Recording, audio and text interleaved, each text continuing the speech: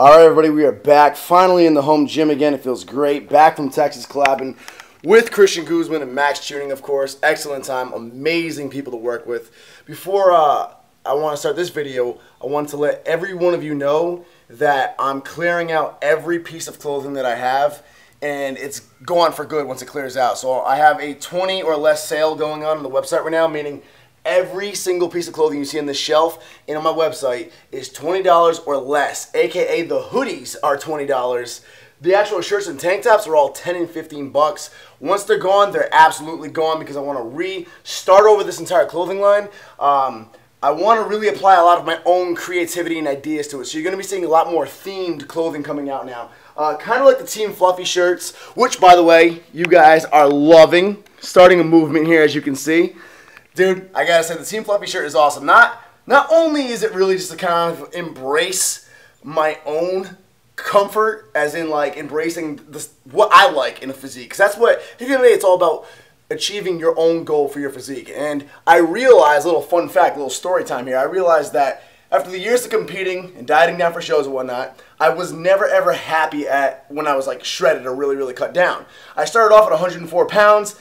I already was that skinny guy with abs. So for me, getting real lean to the point where I was like 160 pounds, I hated it. I did not feel comfortable or confident in myself at all. So I realized time and time again, after trying to start cutting down, trying to shred down, because the internet kept telling me, why don't you cut down? Why don't you shred down? I realized I don't like it. I don't want to. And I was only cutting down for other people because it's the trend right now. And I remember back in 2006, when Ronnie Coleman was king, bulking was the trend. I remember trying to stay lean back in 2010 so I could do modeling year-round, and people were giving me a hard time about it, saying that I needed to bulk up. So that was the trend back then, bulking. Now the trend is staying shredded year-round, and I realized I want to do what I'm comfortable with. And for me, I just want to look stacked, I want to look powerful, and I want to be as strong as I can possibly be. And I'm happy right now. So Team Fluffy isn't only about embracing my own happiness with just looking like a tank and feeling like a tank. It's also about busting out of the conformity of following trends, aka do what you want to do and what you're comfortable with, not what the current trend says you should be doing. So that's what Team Fluffy was all about. With that aside, the Team Fluffy shirts are here to stay. I love them. They're fun. You guys apparently like them too. That's awesome. Thank you for the support. But I'm going to be coming out with a lot more serious, intense and motivational themes for shirts, and I want to get NWB pretty much off of them so anybody can wear them. You're not wearing me. So if you guys want any of these specific NWB shirts to stay, like an NWB Strong shirt, you want to keep that around, let me know in the comments below. But otherwise, everything is going on this website. It's $20 or less. So all the hoodies are 20 bucks. Shirts and tank tops are all 10 and 15 bucks. Once it's gone, it's absolutely gone, guys. So stock up. Love y'all, and I like this video for peace and prosperity.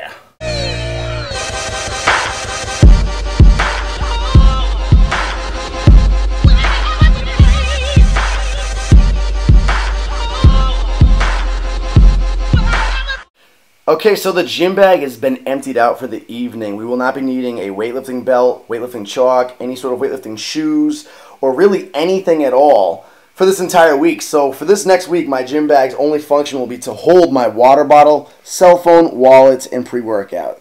And that is all. In fact, I'm going to go a step further this evening, and if it's alright with you guys, I'm actually going to trade in this big DSLR here for my little buddy from the past, my old Sony Handycam. If you guys remember him, this is the camera I used to film with all the time back in the day for years before I got the DSLR.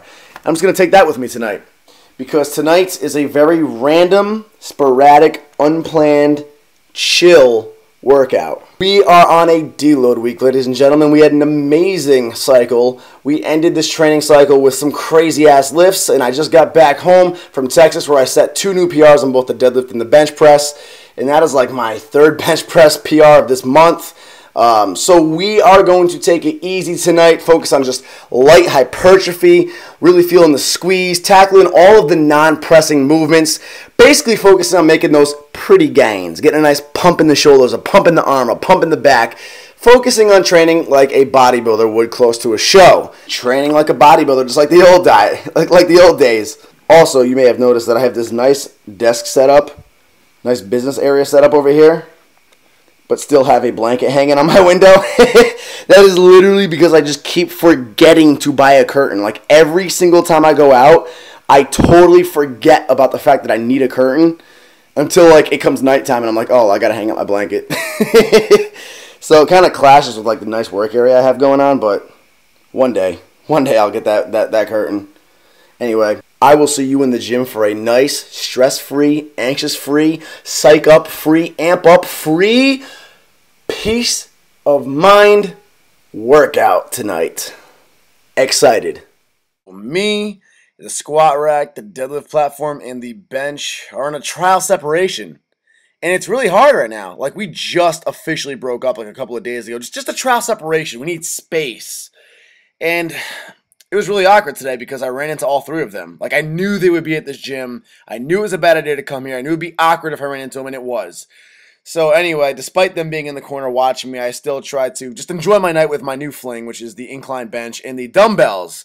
So we had a very, very, very successful training cycle this time around, guys. We hit 3 bench press PRs in a row, 3 weeks in a row. The first week we hit a 355-pound bench, tap and go. The second week we hit that elusive 365-pound bench press, tap and go.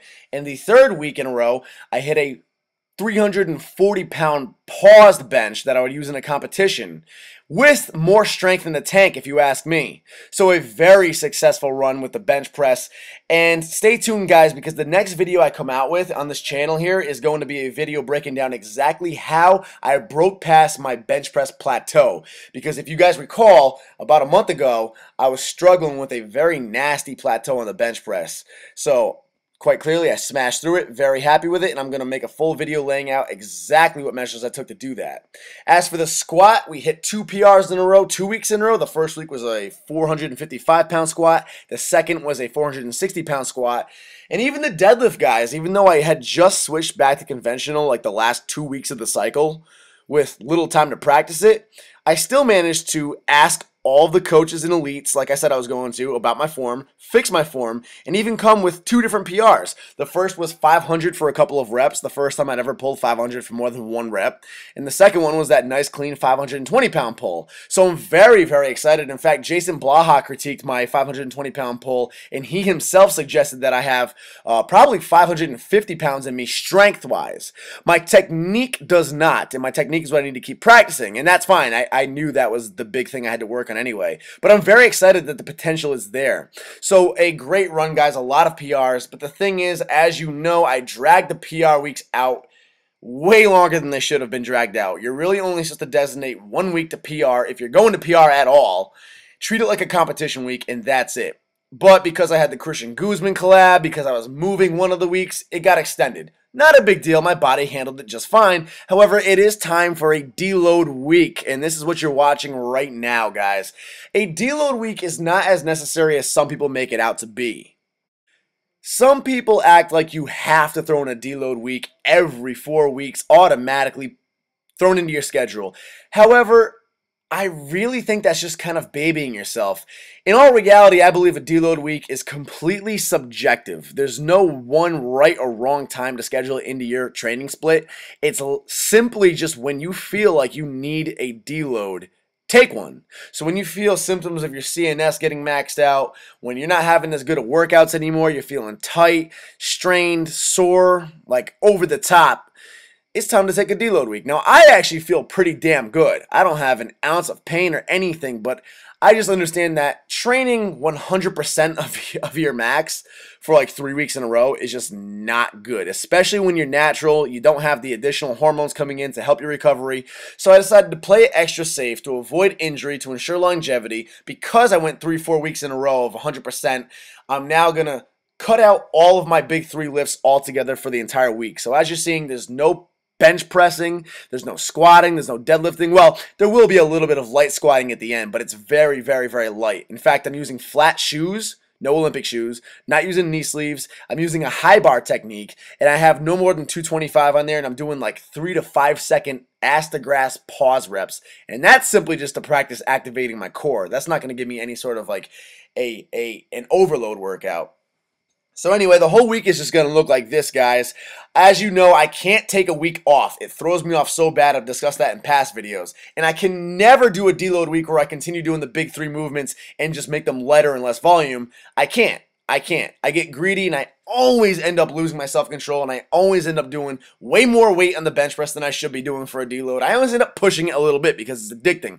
So the best way for me to do a deload is to make sure I still stay in the gym, but definitely give my pressing and all my big three movement joints a break.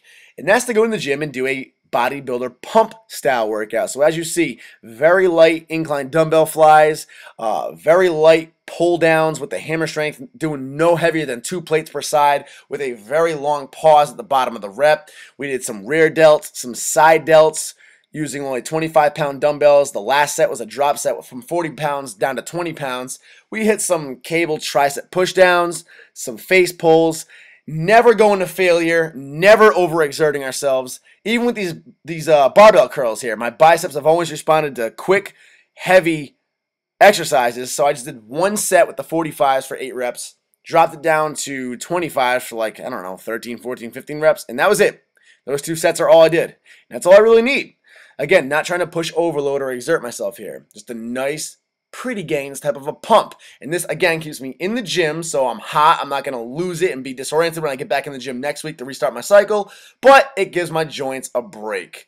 So please like the video for peace and prosperity. Comment below. Love y'all. See y'all soon.